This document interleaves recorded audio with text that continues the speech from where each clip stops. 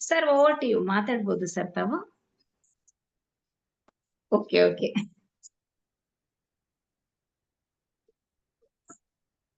ಮೊದಲನೇದಾಗಿ ಧ್ಯಾನ ಜಗತ್ತು, ಸಸ್ಯಹಾರ ಜಗತ್ತು, ಪಿರಮಿಡ್ ಜಗತ್ತು, ಹೊಸದೈವಿಕ ಕುಟುಂಬಕ ನಿರ್ಮಾಣ ಶಿಲ್ಪಿಯಾಗಿರ್ತಕ್ಕಂಥ ಬ್ರಹ್ಮಶ್ರೀ ಸುಭಾಷ್ ಪತ್ರಿಜಿ ಅವರಿಗೆ ಆತ್ಮ ಪ್ರಣಾಮಗಳನ್ನ ಸಮರ್ಪಿಸಿ, ಹಾಗೆ ಈ ಒಂದು ಅದ್ಭುತವಾದಂತಹ ಕಾರ್ಯಕ್ರಮವನ್ನ ಆಯೋಜನೆ ಮಾಡಿರುವಂತಹ ಮೈಸೂರು PSSM ಮಾಸ್ಟರ್ಸ್ ಕೂಡ ಹೃದಯಪೂರ್ವಕವಾದಂತಹ ಆತ್ಮ ಪ್ರಣಾಮಗಳನ್ನ ಸಮರ್ಪಿಸಿ, ಈ ದಿನದ ಒಂದು ಸತ್ಸಂಗ ಕಾರ್ಯಕ್ರಮದಲ್ಲಿ ಬ್ರಹ್ಮಶ್ರೀ ಸುಭಾಷ್ ಪತ್ರಿಜಿ ಅವರು ಸುಮಾರು 1,00,000ಕ್ಕೂ ಹೆಚ್ಚು ಪುಸ್ತಕಗಳನ್ನು ಓದಿ ಅವುಗಳ ಒಂದು ಸಾರಾಂಶವನ್ನೆಲ್ಲ ಸಂದೇಶಗಳನ್ನ ನೀಡುವುದರ ಮುಖಾಂತರವಾಗಿ ನಮ್ಮೆಲ್ಲರಿಗೆ ಜ್ಞಾನದ ಒಂದು ದಾಸೋಹವನ್ನೇ ಗುಣಪಡಿಸಿದ್ದಾರೆ. ಅಂತಹ ಒಂದು ಅದ್ಭುತವಾದಂತಹ ಬ್ರಹ್ಮಜ್ಞಾನಿಗಳಾಗಿರ್ತಕ್ಕಂತಹ ಬ್ರಹ್ಮಶ್ರೀ ಸುಭಾಷ್ ಪತ್ರಿಜಿ ಅವರ ಮೊದಲನೆಯ ಒಂದು ಪುಸ್ತಕ ತುಳಸಿ ದಳ ಎನ್ನುವಂಥದ್ದು. ತಮ್ಮೆಲ್ಲರಿಗೆ ಇದು ಚಿರಪರಿಚಿತ ಇರಬಹುದು. ಈ ಒಂದು ಪುಸ್ತಕವನ್ನ 2002ರಲ್ಲಿ ವಿಜಯವಾಡದಲ್ಲಿ ಮೊದಲನೇದಾಗಿ ಕನ್ನಡದಲ್ಲಿ ಬಂತು. ಈ ಒಂದು ಪುಸ್ತಕ ಆಗಿನ ಒಂದು ಸಮಯದಲ್ಲಿ ಪತ್ರಿಜಿಯವರು 50,000 ಪುಸ್ತಕಗಳ ಜ್ಞಾನ ಭಂಡಾರವೆಲ್ಲ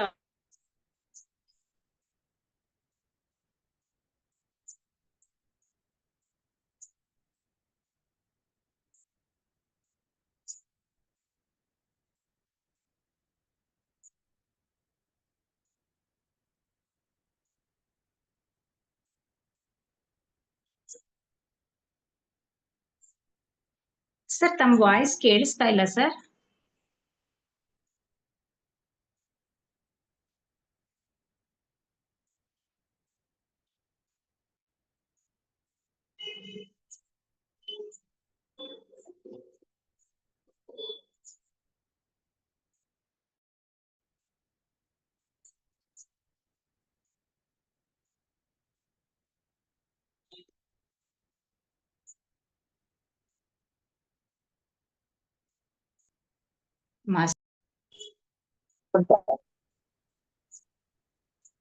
ಸ್ವಲ್ಪ ಅಡಚಣೆ ಆಯ್ತು ಮೇಡಮ್.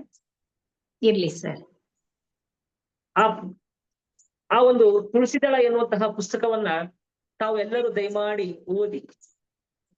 ಅದು ಏನಪ್ಪಾ ಅಂತಂದ್ರೆ ನಮ್ಮ PSSM ನ ಒಂದು ಭಗವದ್ಗೀತೆ ತರ ಆ ಒಂದು ಪುಸ್ತಕ. ಯಾಕಂದ್ರೆ ಆ ಪುಸ್ತಕವನ್ನ ನಾನು ಈಗಾಗಲೇ ಸುಮಾರು ಸರಿ ಓದಿದ್ದೀನಿ.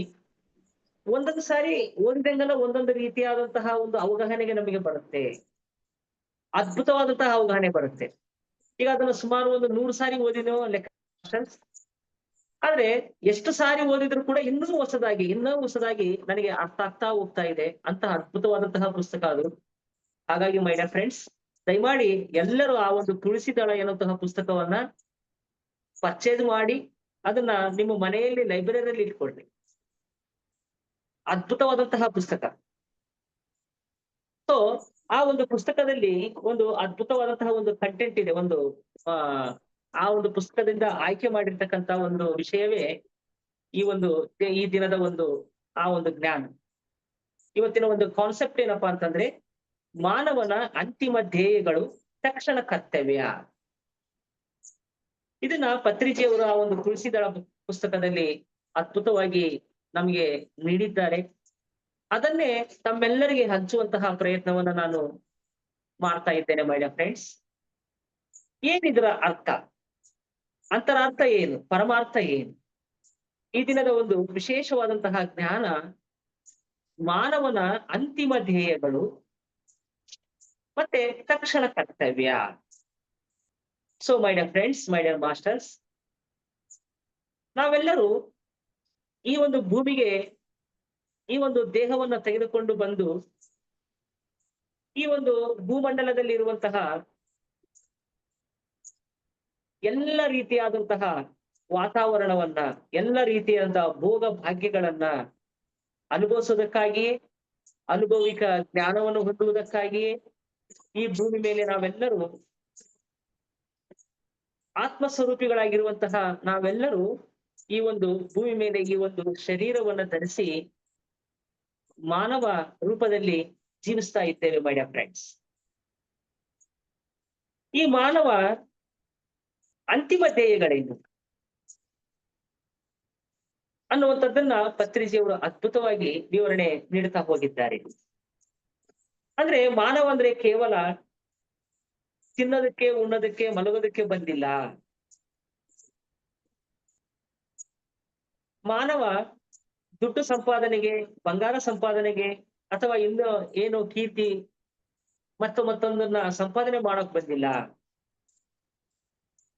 ಏನ್ ಮಾಡೋದಕ್ಕೆ ಬಂದಿದ್ದೇನೆ ಅಂದ್ರೆ ತನ್ನ ಜೀವನದ ಉದ್ದಕ್ಕೂ ಅಂತಿಮವಾದಂತಹ ಗುರಿಗಳನ್ನ ಇಟ್ಟುಕೊಂಡು ಆ ಅಂತಿಮ ಧ್ಯೇಯವನ್ನ ನಾವೆಲ್ಲರೂ ಸೇರ್ಬೇಕು ಎನ್ನುವಂತಹ ಅದ್ಭುತವಾದಂತಹ ಸಂದೇಶವನ್ನ ಪತ್ರಿಜಿಯವರು ನೀಡಿದ್ದಾರೆ. ಸೊ ಮೈ ಡಿಯರ್ ಫ್ರೆಂಡ್ಸ್, ಸಾಮಾನ್ಯವಾಗಿ ಎಲ್ಲ ಮಾನವರು ಅವ್ರದ್ದೇ ಆದಂತಹ ಕುಟುಂಬದ ಅನುಸಾರವಾಗಿ, ಸಮಾಜದ ಅನುಸಾರವಾಗಿ ಅವರವರ ಜೀವನದಲ್ಲಿ ಅವ್ರದೇ ಆದಂತಹ ಧ್ಯೇಯಗಳನ್ನ ಇಟ್ಕೊಂಡಿರ್ತಾರೆ. ಸಾಮಾನ್ಯವಾಗಿ ನಾನೊಬ್ಬ ಲಾಯರ್ ಆಗ್ಬೇಕನ್ನುವಂಥದ್ದು, ಅಥವಾ ಇಂಜಿನಿಯರ್ ಆಗ್ಬೇಕನ್ನುವಂಥದ್ದು, ಡಾಕ್ಟರ್ ಆಗ್ಬೇಕನ್ನುವಂಥದ್ದು, ಅಥವಾ ಪೊಲಿಟಿಷಿಯನ್ ಆಗ್ಬೇಕು ಅನ್ನುವಂಥದ್ದು, ಅಥವಾ ಇನ್ನೊಂದು ಯಾವುದೇ ರೀತಿಯಾದಂತಹ ಅವ್ರದೇ ಆದಂತಹ ಧ್ಯೇಯಗಳನ್ನ ಇಟ್ಕೊಂಡಿರ್ತಾರೆ. ಆ ಧ್ಯೇಯಗಳೆಡೆಗೆ ಅವರ ಜೀವನ ಸಾಗ್ತಾ ಇರ್ತದೆ. ಆದ್ರೆ ಒಂದಲ್ಲ ಒಂದ್ ದಿನ ಆ ಧ್ಯೇಯವನ್ನ ಆ ಒಂದು ಮಾನವ ಏನ್ ಮಾಡ್ತಾನೆ, ಸಾಧಿಸ್ತಾನೆ ಕೂಡ. ಸಾಧಿಸಿದ್ರು ಕೂಡ ಆ ಒಂದು ಮಾನವನ ಕೊನೆ ಜನ್ಮ ಆಗೋದಿಲ್ಲ ಮೈ ಡಿಯರ್ ಫ್ರೆಂಡ್ಸ್. ನಾವು ಈ ಜನ್ಮದಲ್ಲಿ ಸಾಮಾನ್ಯವಾಗಿ ಯಾವುದೇ ಒಬ್ಬ ಮನುಷ್ಯ ತನ್ನ ಜೀವನದಲ್ಲಿ ಒಂದು ಗುರಿಯನ್ನ ಇಟ್ಟುಕೊಂಡು ಆ ಗುರಿಯೆಡೆಗೆ ಸಾಧನೆ ಮಾಡಿ ಆ ಗುರಿಯನ್ನ ಮುಟ್ಟಿದ್ದರೂ ಸಹ ಮತ್ತೆ ನಾವು ಈ ಭೂಮಿಗೆ ಬರ್ತೀವಿ. ಅಂದ್ರೆ ಇವು ಪ್ರಾಪಂಚಿಕವಾದಂತಹ ಗುರಿಗಳು. ಉದಾಹರಣೆಗೆ, ನಾನು ನನ್ನ ಜೀವನದಲ್ಲಿ ಪ್ರಾಪಂಚಿಕವಾಗಿ ನಾನೊಬ್ಬ ಲಾಯರ್ ಆಗ್ಬೇಕನ್ನುವಂತಹ ಗುರಿಯನ್ನು ಇಟ್ಕೊಂಡಿದ್ದೆ. ಆದ್ರೆ ಆ ಒಂದು ಲಾಯರ್ ನಾನು ಗುರಿಯನ್ನು ಮುಟ್ಟಿದೆ. ಆದ್ರೆ ಈ ಒಂದು ಗುರಿಯನ್ನು ಮುಟ್ಟಿದ ತಕ್ಷಣ ನಾನು ಈ ದೇಹವನ್ನು ಬಿಟ್ಟು ಹೋದ್ಮೇಲೆ ಮತ್ತೆ ನಾನು ಈ ಭೂಮಿಗೆ ಬರ್ಬೇಕಾಗತ್ತೆ. ಇದು ಮಾನವನ ಅಂತಿಮ ಧ್ಯೇಯವಲ್ಲ. ಹಾಗಾದ್ರೆ ಮಾನವನ ಅಂತಿಮ ಧ್ಯೇಯ ಯಾವುದು? ಮಾನವನ ಅಂತಿಮ ಧ್ಯೇಯ 3 ಗುರಿಗಳನ್ನ ಹೊಂದಿರ್ಬೇಕಂತ ಹೇಳ್ತಾರೆ ಪತ್ರಿಜಿಯವರು. ಯಾರಾದ್ರೆ ಈ 3 ಧ್ಯೇಯಗಳನ್ನ ಸರಿಯಾಗಿ ಅರ್ಥ ಮಾಡಿಕೊಂಡು ಅವರ ಜೀವನದ ಪ್ರಯಾಣದಲ್ಲಿ ಇವುಗಳನ್ನ ರೀಚ್ ಆಗೋದಕ್ಕೆ, ಇವುಗಳನ್ನ ಮುಟ್ಟೋದಕ್ಕೆ ಯಾರಾದ್ರೂ ಪ್ರಯಾಣ ಮಾಡ್ತಾರೋ ಅವರೆಲ್ಲರ ಜೀವನ ಏನಾಗುತ್ತೆ, ಕೊನೆ ಜನ್ಮ ಆಗುತ್ತೆ ಅಂತ ಹೇಳ್ತಾರೆ. ಪ್ರತಿಯೊಬ್ಬ ಮಾನವನ ಧ್ಯೇಯ ಈ 3 ಆಗಿರ್ಬೇಕಂತ ಹೇಳ್ತಾರೆ. ಮೊದಲನೇದಾಗಿ ತ್ರಿಕಾಲ ಜ್ಞಾನಿ ಆಗ್ಬೇಕು ಎನ್ನುವಂಥದ್ದು. ಎರಡನೇದು ತ್ರಿಲೋಕ ಸಂಚಾರಿ ಆಗ್ಬೇಕನ್ನುವಂಥದ್ದು. ಮೂರನೇದು ಈ ಒಂದು ಮಾಂಸಪಿಂಡ, ಮಂತ್ರಪಿಂಡ ಆಗ್ಬೇಕನ್ನುವಂಥದ್ದು. ನೋಡಿ ಎಷ್ಟು ಅದ್ಭುತವಾದಂತಹ ಧ್ಯೇಯಗಳು. ಇವತ್ತು ನಾವೆಲ್ಲರೂ ಮಹಾಜ್ಞಾನಿಗಳೆಂದು ಪೂಜೆ ಮಾಡ್ತಕ್ಕಂತ ಮಹತ್ತರ ಬಾಬಾಜಿ ಆಗಿರ್ಬೋದು, ಆಂಜನೇಯ ಸ್ವಾಮಿ ಆಗಿರ್ಬೋದು, ಶಿರಡಿ ಸಾಯಿಬಾಬಾ ಆಗಿರ್ಬೋದು, ಇನ್ನು ಅನೇಕ ಮಹಾತ್ಮರು ಅವರೆಲ್ಲರೂ ಅವರ ಜೀವನದಲ್ಲಿ ಏನನ್ನ ಸಾಧನೆ ಮಾಡಿದಾರೆ ಅಂತಂದ್ರೆ, ಅವರು ಮೊದಲೇದು ತ್ರಿಕಾಲ ಜ್ಞಾನಿಗಳಾದ್ರು, ಎರಡನೇದು ತ್ರಿಲೋಕ ಸಂಚಾರಿಗಳಾದ್ರು, ಅವರ ಒಂದು ಮಾಂಸಪಿಂಡವನ್ನ ಮಂತ್ರಪಿಂಡವನ್ನಾಗಿಸಿಕೊಂಡ್ರು. ಯಾವಾಗಾದ್ರೆ ಈ ಒಂದು 3 ಗುರಿಗಳನ್ನ ಮಾನವನು ಮುಟ್ಟುತ್ತಾನೋ, ಈ 3 ಗುರಿಗಳನ್ನ ಹೊಂದುತ್ತಾನೋ, ಅಥವಾ ಈ 3 ಗುರಿಗಳು ನನ್ನ ಜೀವನದ ಧ್ಯೇಯ ಎಂದು ಆಯ್ಕೆ ಮಾಡಿಕೊಂಡು ನಿರಂತರವಾಗಿ ಅದರೆಡೆಗೆ ಪ್ರಯಾಣ ಮಾಡ್ತಾನೋ, ಅವನ ಒಂದು ಜನ್ಮ ಕೊನೆ ಜನ್ಮವಾಗುತ್ತೆ ಅಂತ ಹೇಳ್ತಾರೆ ಬ್ರಹ್ಮಶ್ರೀ ಸುಭಾಷ್ ಪತ್ರಿಜಿಯವರು. ಪಿರಮಿಡ್ ಮಾಸ್ಟರ್ಗಳೆಲ್ಲರೂ ಯಾವುದಕ್ಕೆ ಬಂದಿದ್ದೇವೆ? ಈ ಜನ್ಮವನ್ನ ಕೊನೆ ಜನ್ಮ ಮಾಡ್ಕೊಳ್ಳೋದಕ್ಕೆ ಬಂದಿದ್ದೇವೆ. ಹಾಗಾದ್ರೆ ಈ ಜನ್ಮವನ್ನ ಕೊನೆ ಜನ್ಮ ಮಾಡ್ಕೊಳ್ಳೋದಕ್ಕೆ ನಾವು ಹೊಂದಿರಬೇಕಾದಂತಹ ಗುರಿಗಳೇನು, ಧ್ಯೇಯಗಳೇನು ಅಂದ್ರೆ ಮೊದಲನೇದಾಗಿ ಈ ಒಂದು ನಾವೆಲ್ಲರೂ ತ್ರಿಕಾಲ ಜ್ಞಾನಿಗಳಾಗ್ಬೇಕೆನ್ನುವಂಥದ್ದು, ತ್ರಿಲೋಕ ಸಂಚಾರಿಗಳಾಗ್ಬೇಕೆನ್ನುವಂಥದ್ದು, ಹಾಗೆ ಈ ಒಂದು ಮಾಂಸಪಿಂಡವನ್ನ ಮಂತ್ರಪಿಂಡವನ್ನಾಗಿ ತಯಾರು ಮಾಡ್ಕೋಬೇಕು ಎನ್ನುವಂತಹ ಗುರಿಯನ್ನ ಹೊಂದಿರ್ತಕ್ಕಂಥವ್ರೆ ಪಿರಮಿಡ್ ಮಾಸ್ಟರ್ಗಳಂತ ಹೇಳ್ತಾರೆ ಬ್ರಹ್ಮಶ್ರೀ ಸುಭಾಷ್ ಪತ್ರಿಕೆ ಅವರು. ಈ ದಿನ ನಾವೆಲ್ಲರೂ ಧ್ಯಾನ ಮಾಡ್ತಾ ಇದ್ದೀವಿ. ಧ್ಯಾನದಿಂದ ತ್ರಿಕಾಲ ಜ್ಞಾನಿಗಳಾಗ್ತಾ ಇದ್ದೇವೆ, ಧ್ಯಾನದಿಂದ ತ್ರಿಲೋಕ ಸಂಚಾರಿಗಳಾಗ್ತಾ ಇದ್ದೇವೆ, ಧ್ಯಾನದಿಂದಲೇ ಈ ಒಂದು ಮಾಂಸಪಿಂಡ ಮಂತ್ರಪಿಂಡವಾಗುತ್ತೆ my dear friends, my dear masters. ನಾವು ಆಲ್ರೆಡಿ ಪಿರಮಿಡ್ ಮಾಸ್ಟರ್ ಆಗಿರ್ತಕ್ಕಂಥ ನಾವೆಲ್ಲರೂ ಈ ಒಂದು 3 ಗುರಿಯೆಡೆಗೆ ನಾವು ಪ್ರಯಾಣ ಮಾಡ್ತಾ ಇದ್ದೇವೆ ಮೈ ಡಿಯರ್ ಫ್ರೆಂಡ್ಸ್. ನಾನು ಕಳೆದ 23 ವರ್ಷಗಳಿಂದ ಈ ಒಂದು 3 ಧ್ಯೇಯಗಳೆಡೆಗೆ ನಾನು ಪ್ರಯಾಣ ಮಾಡ್ತಾನೇ ಇದ್ದೀನಿ, ನಿರಂತರವಾಗಿ ಮಾಡ್ತಾ ಇದ್ದೇನೆ. ಒಂದಲ್ಲ ಒಂದು ದಿನ ಈ ಒಂದು 3 ಗುರಿಯನ್ನ ನಾನು ಮುಟ್ಟೇ ಮುಟ್ತೀವಿ. ನಮ್ಮ ಈ ಒಂದು ಜನ್ಮ ಕೊನೆ ಜನ್ಮ ಆಗುತ್ತೆ ಮೈ ಡಿಯರ್ ಫ್ರೆಂಡ್ಸ್. ಪ್ರತಿಯೊಬ್ಬ ಮಾನವನ ಅಂತಿಮ ಧ್ಯೇಯ ಏನಾಗಿರ್ಬೇಕಂದ್ರೆ ಕೊನೆ ಜನ್ಮ ಆಗ್ಬೇಕು, ಮತ್ತೆ ಮತ್ತೆ ಈ ಭೂಮಿಗೆ ಬರುವ ಅವಶ್ಯಕತೆ ಇಲ್ಲದಂತೆ ಮತ್ತೆ ಇನ್ನು ಬೇರೆ ಬೇರೆ ಲೋಕಗಳಲ್ಲಿ ನಮ್ಮ ಕಾರ್ಯಕಲಾಪಗಳು ಇರ್ತವೆ. ಅಲ್ಲಿ ನಾವು ಇನ್ನ ಉನ್ನತ ಆತ್ಮವಾಗಿ ಒಬ್ಬ ಮಹತಾರ್ ಬಾಬಾಜಿ ತರ, ಒಬ್ಬ ಶಿರ್ಡಿ ಸಾಯಿಬಾಬ್ ತರ ನಾವು ತಯಾರಾಗುವವರೆಗೂ ನಾವು ಈ ಭೂಮಿ ಮೇಲೆ ಬರ್ತಾ ಇರ್ತೀವಿ, ಹೋಗ್ತಾ ಇರ್ತೀವಿ, ಬರ್ತಾ ಇರ್ತೀವಿ, ಹೋಗ್ತಾ ಇರ್ತೀವಿ ಮೈ dear friends, my dear masters. ಹಾಗಾಗಿ ಈ ಒಂದು ಮಾನವನ ಜನ್ಮ ಕೊನೆ ಆಗ್ಬೇಕಂದ್ರೆ ಈ ಒಂದು 3 ಧ್ಯೇಯಗಳನ್ನ ನಾವು ಇಟ್ಕೋಬೇಕು. ಆ 3 ಧ್ಯೇಯಗಳನ್ನ ನಾನು ಒಂದೊಂದಾಗಿ ಸ್ವಲ್ಪ ವಿಸ್ತಾರವಾಗಿ ಹೇಳೋದಕ್ಕೆ ಇಷ್ಟಪಡ್ತೇನೆ ಮೈ ಡಿಯರ್ ಫ್ರೆಂಡ್ಸ್. ಮೊದಲನೇ ಒಂದು ಧ್ಯೇಯ, ಮೊದಲನೇ ಒಂದು ಗುರಿ ಏನಪ್ಪಾ ಅಂತಂದ್ರೆ ತ್ರಿಕಾಲ ಜ್ಞಾನಿ ಆಗ್ಬೇಕೆನ್ನುವಂಥದ್ದು. ತ್ರಿಕಾಲ ಜ್ಞಾನಿ ಅಂದ್ರೆ 3 ಕಾಲದ ಜ್ಞಾನ. 3 ಕಾಲದ ಜ್ಞಾನ ಅಂದ್ರೆ ಏನು? ಈಗ ಇರುವಂತಹ ವರ್ತಮಾನ ಕಾಲ, ಭೂತಕಾಲ ಮತ್ತೆ ಭವಿಷ್ಯತ್ ಕಾಲ. ಅಂದ್ರೆ ಈ ಒಂದು 3 ಕಾಲದ ಜ್ಞಾನವನ್ನ ಹೊಂದಿರ್ಬೇಕು. ಉದಾಹರಣೆಗೆ ಈಗ ನಾನು ನನ್ನ ಶರೀರ ಅಂತ ನನಗೆ ಗೊತ್ತು, ಈ ಶರೀರದ ಹೆಸರು ಲಿಂಗನಗೌಡ ಅಂತ ಗೊತ್ತು, ನನ್ನ ಅಡ್ರೆಸ್ ನನಗೆ ಗೊತ್ತು, ನಾನು ಬಳ್ಳಾರಿಯವನು, ತಾಳು ರಸ್ತೆಯಲ್ಲಿರುವಂತಹ ಒಂದು ಮನೆಯಲ್ಲಿ ವಾಸ ಮಾಡ್ತಾ ಇದ್ದೇನೆ ಅಂತ ನನಗೆ ಗೊತ್ತು. ಈ ಶರೀರದ ಈ ಒಂದು ಇದು ನನಗೆ ಗೊತ್ತು. ಆದ್ರೆ ನನ್ನ ಒಳಗೆ ಇರುವಂತಹ ಅದ್ಭುತವಾದಂತಹ ಆತ್ಮ, ಆ ದಿವ್ಯಾತ್ಮದ ಒಂದು ವಿಳಾಸ ತಿಳ್ಕೊಬೇಕಲ್ಲ. ಆ ದಿವ್ಯಾತ್ಮ ಆಗಿರ್ತಕ್ಕಂಥ ನಾವು ಎಲ್ಲಿಂದ ಬಂದಿವಿ, ಹೇಗೆ ಬಂದಿವಿ, ಮತ್ತೆ ಪ್ರಸ್ತುತ ಈಗ ನಾವು ಮಾಡ್ಬೇಕಾಗಿರುವ ಕರ್ತವ್ಯ ಏನು, ಮತ್ತೆ ಈ ಕರ್ತವ್ಯ ನಾವು ಮುಗಿಸ್ಕೊಂಡಾದ್ಮೇಲೆ ಮತ್ತೆ ನಾವು ಎಲ್ಲಿಗೆ ಹೋಗ್ತೀವಿ. ಅಂದ್ರೆ ಈ 3 ಕಾಲದ ಜ್ಞಾನವನ್ನ, ಅಂದ್ರೆ ನಾವು ಈ ಭೂಮಿಗೆ ಬರೋದಕ್ಕಿಂತ ಮುಂಚಿತವಾಗಿ ಎಲ್ಲಿದ್ದೀವಿ, ಮತ್ತೆ ಈ ಭೂಮಿಗೆ ಬಂದಾದ್ಮೇಲೆ ನಾವು ಈಗ ಮಾಡ್ಬೇಕಾಗಿರುವಂತಹ ಕರ್ತವ್ಯ ಏನು ಅಂತ ತಿಳ್ಕೊಬೇಕು. ಮತ್ತೆ ಈ ಭೂಮಿಯಿಂದ ನಾವು ಈ ದೇಹವನ್ನು ಬಿಟ್ಟು ಹೋದ ಮೇಲೆ ಆತ್ಮವತ್ತಾಗಿ ಮತ್ತೆ ನಾವು ಎಲ್ಲಿಗೆ ಹೋಗ್ತಾ ಇದ್ದೇವೆ ಎನ್ನುವಂತಹ ಆ ಜ್ಞಾನವನ್ನ ತಿಳ್ಕೊಳ್ಳೋದೇನಿದೆಯಲ್ಲ, ಆ ಜ್ಞಾನವೇ ತ್ರಿಕಾಲ ಜ್ಞಾನಿ ಅಂತ ಹೇಳ್ತಾರೆ ಮೈ ಡಿಯರ್ ಫ್ರೆಂಡ್ಸ್. ಅಂದ್ರೆ ತ್ರಿಕಾಲ ಜ್ಞಾನಿ ಅಂದ್ರೆ ತನ್ನನ್ನ ತಾನು ತಿಳ್ಕೊಳ್ಳುವಂಥದ್ದು. ತಾನು ಯಾರು, ಎಲ್ಲಿಂದ ಬಂದೇನೆ, ಮತ್ತೆ ನಾನು ಎಲ್ಲಿಗೆ ಹೋಗ್ತಾ ಇದ್ದೇನೆ. ಈ 3 ಕಾಲದಲ್ಲಿ ನಾನು 3 ಕಾಲದ ಜ್ಞಾನವನ್ನ ತಿಳ್ಕೋಬೇಕು. ನಾನು ಈ ಭೂಮಿ ಬರೋದಕ್ಕಿಂತ ಮುಂಚಿತವಾಗಿ ಭೂತಕಾಲದಲ್ಲಿ ನಾನು ಎಲ್ಲಿದ್ದೆ,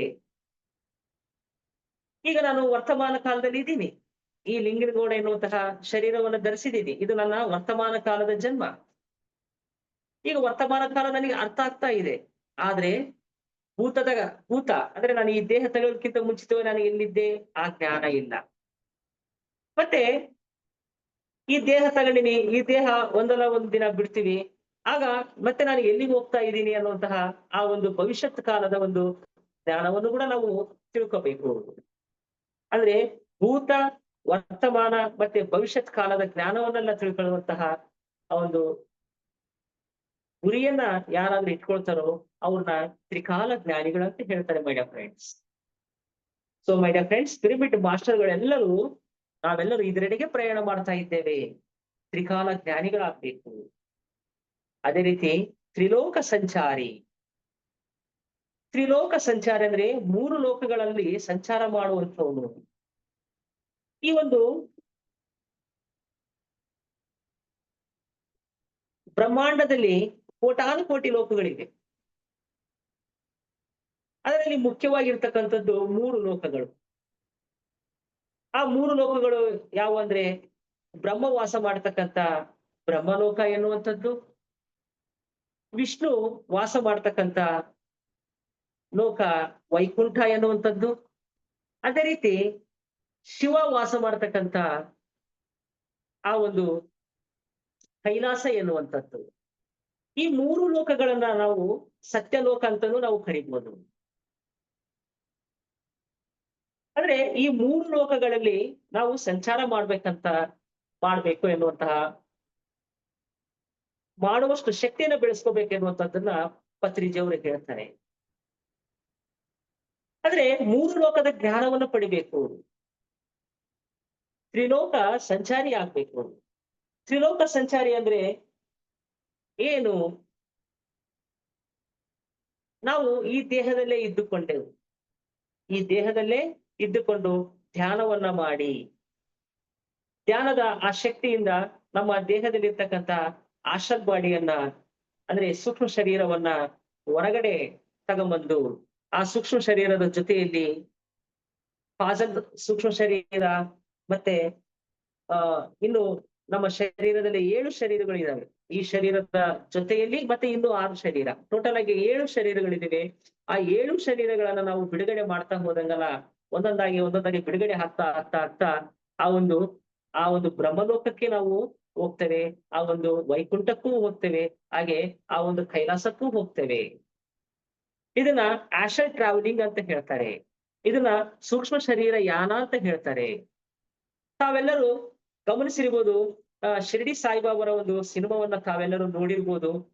ಆ ಸಿನಿಮಾದಲ್ಲಿ ಬಾಬಾರವರು ಸುಮಾರು ಒಂದು 3 ದಿನಗಳ ಕಾಲ ನಾನು ಶರೀರದಲ್ಲಿ ಇರೋದಿಲ್ಲ ಅಂತ ಹೇಳ್ಬಿಟ್ಟು ಅವರು ಮೇಲೆ ಲೋಕಕ್ಕೂ ಹೋಗ್ತಾರೆ. ಎಲ್ಲಿಗೆ ಹೋದ್ರು ಅವರು? ಆ ಸಿನಿಮಾವನ್ನ ನಾವು ನೋಡಿದೀವಿ. ಅದರಿಂದ ನಾವು ತಿಳ್ಕೊಬೇಕಾಗಿರೋದು ಏನು ಅಂದ್ರೆ, ಈ ಒಂದು ಭೌತಿಕ ಶರೀರವನ್ನ ಬಿಟ್ಟು ಅವರ ಒಂದು ಸೂಕ್ಷ್ಮ ಶರೀರದೊಂದಿಗೆ ಬ್ರಹ್ಮಲೋಕಕ್ಕೆ ಹೋದ್ರು, ವಿಷ್ಣು ಲೋಕಕ್ಕೆ ಆಗಿರ್ತಕ್ಕಂಥ ಆ ಒಂದು ವೈಕುಂಠ ಲೋಕಕ್ಕೆ ಹೋದ್ರು, ಅದೇ ರೀತಿ ಆ ಒಂದು ಕೈಲಾಸಕ್ಕೆ ಅಂದ್ರೆ ಆ ಒಂದು ಶಿವನ ಹತ್ರ ಕೂಡ ಹೋದ್ರು ಅವರು. ಅಂದ್ರೆ ಆ 3 ದಿನದ ಒಂದು ಪ್ರಯಾಣದಲ್ಲಿ ಅವರು ತ್ರಿಲೋಕಗಳಲ್ಲಿ ಸಂಚಾರ ಮಾಡಿ ಆ ತ್ರಿಲೋಕದ ಜ್ಞಾನವನ್ನೆಲ್ಲ ಪಡ್ಕೊಂಡ್ ಬಂದ್ರು. ಎಷ್ಟು ಅದ್ಭುತವಾದಂತಹ ಆ ಸಾಧನೆಯನ್ನ ಆ ಶಿರ್ಡಿ ಸಾಯಿಬಾಬರು ಮಾಡಿದ್ದಾರೆ.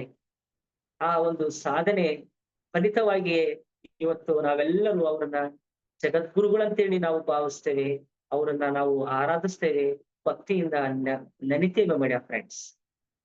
ಮತ್ತೆ ಅವ್ರ ಜೀವನದಲ್ಲಿ ಏನು ಸಾಧನೆ ಮಾಡಿದ್ರು ಅಂದ್ರೆ ಇದನ್ನೇ ಸಾಧನೆ ಮಾಡಿದ್ರು ಅವರು.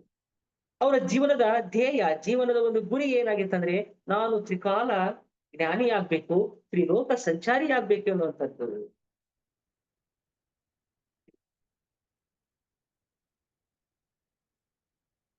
ತ್ರಿಲೋಕ ಜ್ಞಾನಿ ಆಗ್ಬೇಕು, ತ್ರಿಕಾಲ ಸಂಚಾರಿ ಆಗ್ಬೇಕು. ತ್ರಿಲೋಕ ಅಂದ್ರೆ ಮತ್ತೆ ಇವ್ರನ್ನ ಇನ್ನೊಂದು ರೀತಿಯಲ್ಲಿ ಕೂಡ ನಾವು ಅರ್ಥ ಮಾಡ್ಕೋಬೇಕು. ತ್ರಿಲೋಕ ಅಂದ್ರೆ ಬ್ರಹ್ಮ, ವಿಷ್ಣು, ಮಹೇಶ್ವರ. ಬ್ರಹ್ಮ ಅಂದ್ರೆ ಏನು? ಸೃಷ್ಟಿ ಮಾಡುವಂತವನು. ವಿಷ್ಣು ಅಂದ್ರೆ ಏನು? ಅದನ್ನ ಸ್ಥಿತಿಯಲ್ಲಿಡುವಂತವನು. ಮಹೇಶ್ವರ ಅಂದ್ರೆ ಅದನ್ನ ಲಯ ಮಾಡುವಂತವನು. ಅದೇ ರೀತಿ ಆ ಒಂದು ಬ್ರಹ್ಮ, ವಿಷ್ಣು, ಮಹೇಶ್ವರ ಅನ್ನುವಂಥವ್ರು ಬೇರೆ ಯಾರು ಅಲ್ಲ, ನಾವೇ ಆಗಿದ್ದೀವಿ ಅನ್ನುವಂತಹ ಒಂದು ಜ್ಞಾನವನ್ನು ತಿಳ್ಕೋಬೇಕು. ಅಂದ್ರೆ ಬ್ರಹ್ಮ ಅಂದ್ರೆ ನಾವು ನಮಗೆ ನಾವೇ ಸೃಷ್ಟಿ ಮಾಡ್ಕೊಳ್ತಾ ಇದ್ದೇವೆ. ನಾವು ಏನ್ ಬೇಕೋ ಅದನ್ನ ನಾವೇ ಸೃಷ್ಟಿ ಮಾಡ್ಕೊಳ್ತಾ ಇದ್ದೇವೆ. ಯಾಕಂದ್ರೆ ಇವತ್ತು ನಾನು ಈ ದೇಹವನ್ನ ತೆಗೆದುಕೊಂಡಿದ್ದೇನೆ ಅಂದ್ರೆ ಆ ಒಂದು ಮೇಲೆ ಲೋಕದಲ್ಲಿ ನನ್ನ ಒಂದು ಆಯ್ಕೆಯಿಂದಲೇ ನಾನು ಈ ಒಂದು ಭೂಮಿಗೆ ಬಂದಿದ್ದೇನೆ. ಇದು ನನ್ನ ಒಂದು ಸೃಷ್ಟಿ. ನಾನು ಈ ದೇಹ ತೆಗೆದುಕೊಂಡಿದ್ದೇನೆ ಅಂತಂದ್ರೆ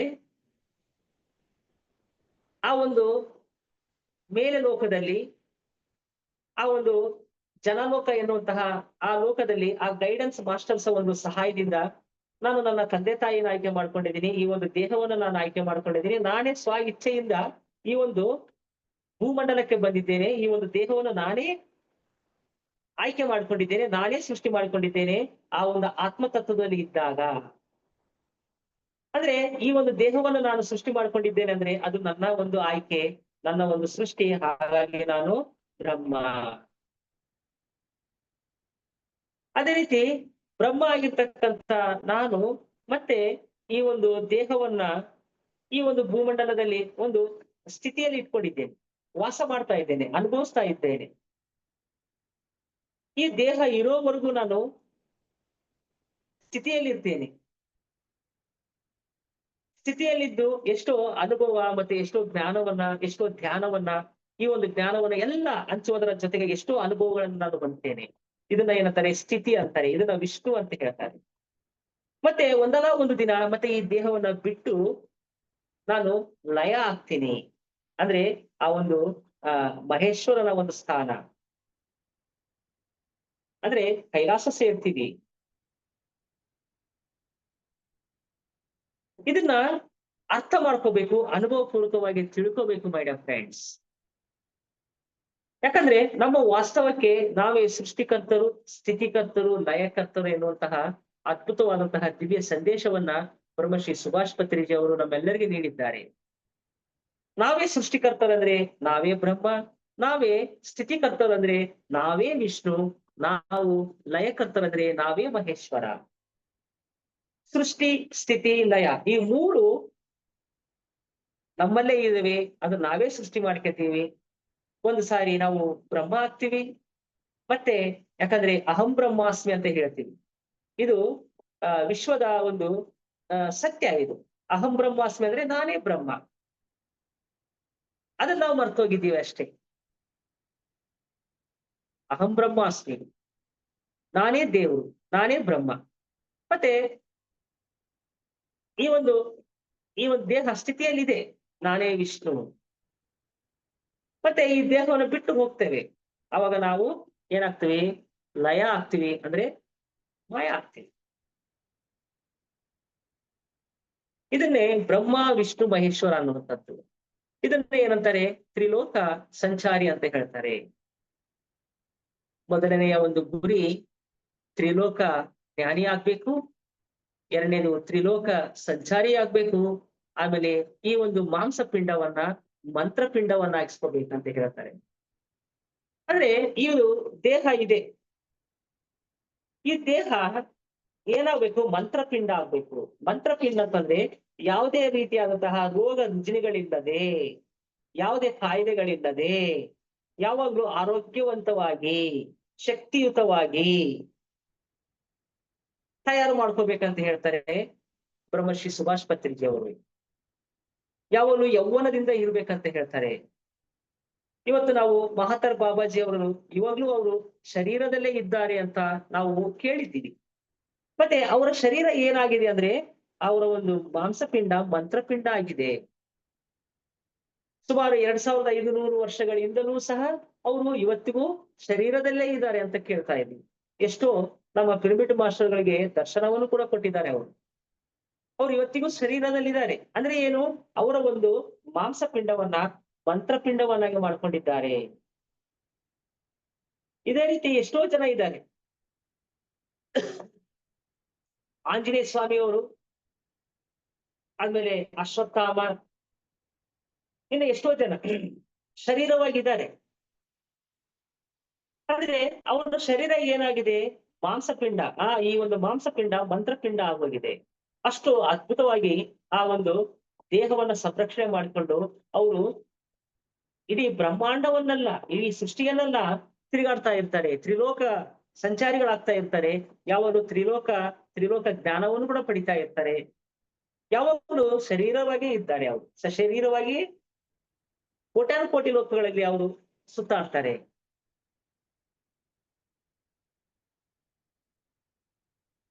ಮತ್ತೆ ಇಂಥ ಒಂದು ಅದ್ಭುತವಾದಂತಹ ಗುರಿಯನ್ನ ಯಾರಾದ್ರೂ ಇಟ್ಕೊಳ್ತಾರೋ ಅವರೆಲ್ಲರೂ ಸಹ ಅಂತಿಮ ಧ್ಯೇಯಗಳನ್ನ ಆಗಿರ್ತಕ್ಕಂಥ ಈ 3 ಧ್ಯೇಯಗಳನ್ನ ಗುರಿಗಳನ್ನ ಯಾರಾದ್ರೆ ಇಟ್ಕೊಳ್ತಾರೋ ಅವರೆಲ್ಲರ ಜನ್ಮ ಕೊನೆ ಜನ್ಮ ಆಗುತ್ತೆ ಮೈ ಡಿಯರ್ ಫ್ರೆಂಡ್ಸ್. ನೀನು ಯಾವುದೇ ಜನ್ಮದಲ್ಲಿ ಏನೇ ಸಾಧನೆ ಮಾಡಿದ್ರು ಸಹ ನೀನು ನಿನ್ನ ಜೀವನದಲ್ಲಿ ಒಬ್ಬ ಕಲಾವಿದನಾಗಿದ್ರು ಅಥವಾ ರಾಜಕೀಯ ನಾಯಕರಾದ್ರೂ, ಒಬ್ಬ ಲಾಯರ್ ಆದ್ರೂ, ಒಬ್ಬ ಡಾಕ್ಟರ್ ಆದ್ರೂ, ಅಥವಾ ಇನ್ನು ಬೇರೆ ಬೇರೆ ಏನೇ ಸಾಧನೆ ಮಾಡಿದ್ರು ಸಹ ನೀನು ಮತ್ತೆ ನೀನು ಈ ಭೂಮಿ ಬರ್ಬೇಕಾಗತ್ತೆ.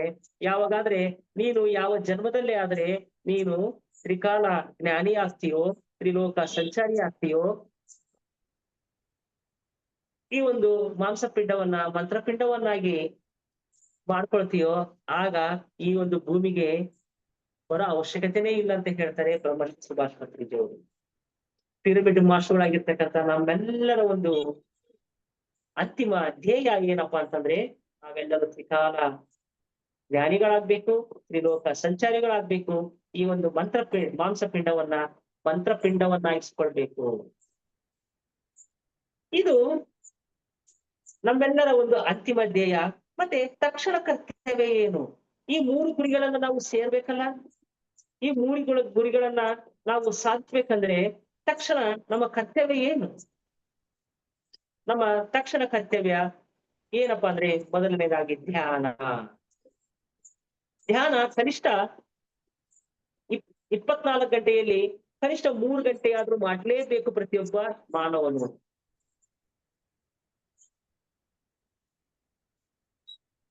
ನಾವು ಅಂತಿಮವಾದಂತಹ ಗುರಿಗಳನ್ನ ಇಟ್ಕೊಂಡಿದ್ದೀವಿ. ಈಗ ಈ ಒಂದು PSS ಮೈಸೂರು PSS ಮಾಸ್ಟರ್ಸ್ ಎಲ್ಲರ ಒಂದು ಅಂತಿಮ ಧ್ಯೇಯ ಏನು? ಅಂತಿಮ ಧ್ಯೇಯ ಏನಪ್ಪಾ ಅಂದ್ರೆ ಈ 3 ಹೇಳ್ಬೇಕು ನೀವೆಲ್ಲರೂ. ಹೇಳ್ತೀರಾ? ಕೇಳ್ತಾ ಇದ್ದೀರಾ ಇನ್ನು? ಮೇಡಮ್ ಅದೇ ಸರ್, ನಾವು ಮುಕ್ತಿ ಪಡಿಬೇಕಾದ್ರೆ ಇದನ್ನೆಲ್ಲ ಅಳವಡಿಸ್ಕೋಬೇಕು. ಮತ್ತೆ ಈ ಜನ್ಮನೇ ನಾವು ಕಡೆ ಜನ್ಮ ಮಾಡ್ಕೋಬೇಕು ಸರ್. ಮತ್ತೆ ಈ ಲೋಕ ಬಿಟ್ಟು ಉನ್ನತ ಲೋಕಗಳಲ್ಲಿ ಏನಿದೆ ಅನ್ನೋದನ್ನ ನಾವು ತಿಳ್ಕೋಬೇಕು. ಅದೆಲ್ಲ ಮಾಡ್ಬೇಕಾದ್ರೆ ನಾವು ಈ ಜನ್ಮ ಕಡೆ ಜನ್ಮ ಮಾಡ್ಕೋಬೇಕು. ಕಡೆ ಜನ್ಮ ಮಾಡ್ಕೋಬೇಕಾದ್ರೆ ಧ್ಯಾನ ಹೆಚ್ಚೆಚ್ಚು ಸಂಪಾದನೆ ಮಾಡ್ಕೋಬೇಕು ನಾವು ಅಂತ ಅನ್ಕೊಂಡಿದೀನಿ. ಓಕೆ, ಈ 3 ಗುರಿಗಳು ನಿಮ್ಮದಾಗಿರ್ಬೇಕು. ಈ ಮೈಸೂರು PSS ಮಾಸ್ಟರ್ಸ್ ಒಂದು ಗುರಿಗಳು, ಅಂತಿಮ ಧ್ಯೇಯಗಳು ಏನಪ್ಪಾ ಅಂತಂದ್ರೆ ಇವತ್ತೇ ನೀವು ಟಾರ್ಗೆಟ್ ಫಿಕ್ಸ್ ಮಾಡ್ಕೊಳ್ರಿ.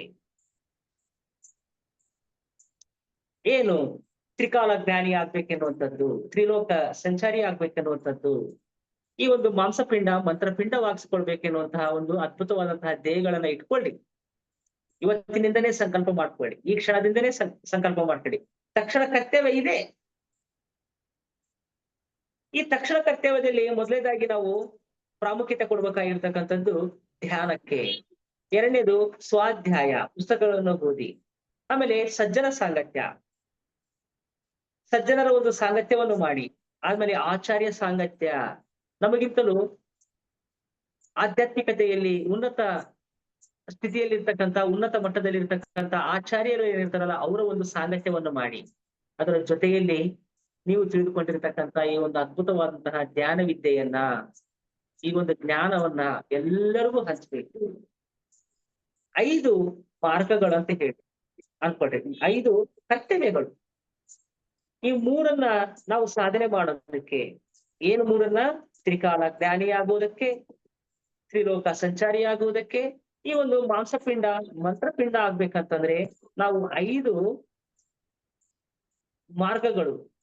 ಆ 5 ಮಾರ್ಗಗಳು ಮೊದಲನೇದಾಗಿ ಧ್ಯಾನ, ಸ್ವಾಧ್ಯಾಯ, ಸಜ್ಜನ ಸಾಂಗತ್ಯ, ಆಚಾರ್ಯ ಸಾಂಗತ್ಯ, ಆಮೇಲೆ ಜ್ಞಾನ ಬೋಧನೆ. ಈ 5ನ್ನ ನಾವು ಪರ್ಫೆಕ್ಟ್ ಆಗಿ ಆಚರಣೆ ಮಾಡಿವಂತಂದ್ರೆ ನಾವು ಈ ಮೂರನ್ನ ಸೇರ್ತೀವಿ. ಇದರಲ್ಲಿ ಯಾವುದೇ ರೀತಿಯಾದಂತಹ ಅನುಮಾನವೇ ಇಲ್ಲ. ಹಾಗಾಗಿ ಇದು ತಕ್ಷಣ ಕರ್ತವ್ಯ. ಯಾಕಂದ್ರೆ ಗುರಿ ಮುಂದೆ ಇದೆ ನಮಗೆ.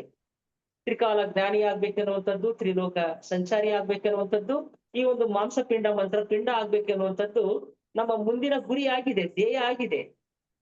ಆ ಗುರಿಯನ್ನ ರೀಚ್ ಆಗ್ಬೇಕಂದ್ರೆ ಈಗ ಈ ಕ್ಷಣ ಈ ತಕ್ಷಣ ಕರ್ತವ್ಯ ಏನಪ್ಪಾ ಅಂದ್ರೆ ಪ್ರತಿದಿನ ಧ್ಯಾನ, ಸ್ವಾಧ್ಯಾಯ, ಸಜ್ಜನ ಸಾಂಗತ್ಯ, ಆಚಾರ್ಯ ಸಾಂಗತ್ಯ, ಧ್ಯಾನ, ಜ್ಞಾನ ಬೋಧನೆ, ಈ 5ನ್ನ ನಾವೆಲ್ಲರೂ ಮಾಡ್ಬೇಕು. ಈ 5ನ್ನ ನಾವು ಪರ್ಫೆಕ್ಟ್ ಆಗಿ ಮಾಡ್ತಾ ಓದಂಗಲ್ಲ ಈ ಒಂದು 3 ಗುರಿಗಳಿಗೆ ನಾವು ಹತ್ರ ಆಗ್ತಾ ಹೋಗ್ತೀವಿ. ಒಂದಲ್ಲ ಒಂದ್ ದಿನ ಆ 3 ಗುರಿಯನ್ನ ನಾವು ರೀಚ್ ಆಗ್ತೇವೆ. ಆಗ ಏನಾಗ್ತೇವೆ, ಈ ಒಂದು ಮಾನವ ಜನ್ಮವನ್ನ ಕೊನೆ ಜನ್ಮ ಮಾಡ್ಕೊಳ್ತೀವಿ. ಇದು ಬ್ರಹ್ಮತಿ ಸುಭಾಷ್ ಪತ್ರಿಜಿ ಅವರು ನೀಡಿರ್ತಕ್ಕಂಥ ಅದ್ಭುತವಾದಂತಹ ಸಂದೇಶ.